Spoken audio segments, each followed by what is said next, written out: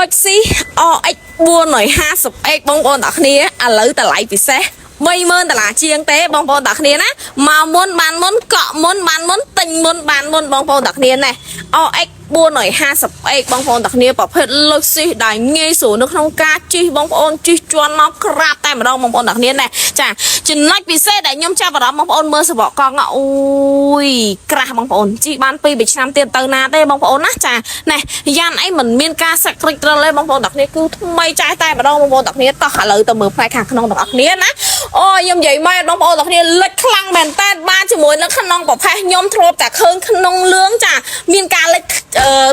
ធ្លោត្រូវឯងបងប្អូនអ្នកគ្នាប៉ុន្តែមកគ្រឿងនេះក្នុងប្រភេទទេប៉ុន្តែគូអូយស្អាតតាក់ភ្នែកតែម្ដងណាបងប្អូនអ្នកគ្នាតោះបងប្អូនណាខ្លះដែលមិនធ្លាប់ដឹងថាប្រភេទ Luxi OX 450X ចាងាយស្រួលនៅក្នុងការជិះខ្លាំងមែនតើបងប្អូនអ្នកគ្នាណាចាជន់ចេញមកឡើង smooth ក្រាបហាប់មុំណែនមែនតើណាបងប្អូនអ្នកគ្នាសំខាន់គឺទំនើបអស់ស្ទះហើយបងប្អូនអ្នកគ្នាណាចាតោះឥឡូវខ្ញុំនាំបងប្អូនមកមើលពីប្លុកសិននៃមកគ្រឿងនេះបងប្អូនអ្នកគ្នាសនំខ្ចៅខ្ចងអីគឺ original តែម្ដងបងប្អូនបើកឲ្យបងប្អូនមើលឃើញចឹងតែម្ដងណាចាផាន់ភាគឡានខ្ញុំធានាជូនឡានមូលមិនមានប្រវត្តិប៉ះមិនមានប្រវត្តិបុកកាត់តមិនស្ងប់រពណ៌បងប្អូនអ្នកគ្នាតិចឃើញសនំខ្ចៅខ្ចងបែបនេះបងប្អូនច្រឡំប្រភេទឡានស្លឹកពុនថ្មីអីវ៉ាន់ណាស្លឹកពុនថ្មី02លក់ចាញ់ហើយឥឡូវនេះ010ទេបងប្អូនអ្នកគ្នាណាចាអញ្ចឹងសម្រាប់បងប្អូនដែលគាត់ស្រឡាញ់ពេញចិត្តប្រភេទ OX 450X បងប្អូនជិះក្នុងក្រុងក៏ស្រួលជិះក្រៅក្រុងក៏ស្រួលដែរបងប្អូនអ្នកគ្នាស្រឡាញ់ពេញចិត្តតោះតម្លៃ$30,000ជាងកាន់លុយ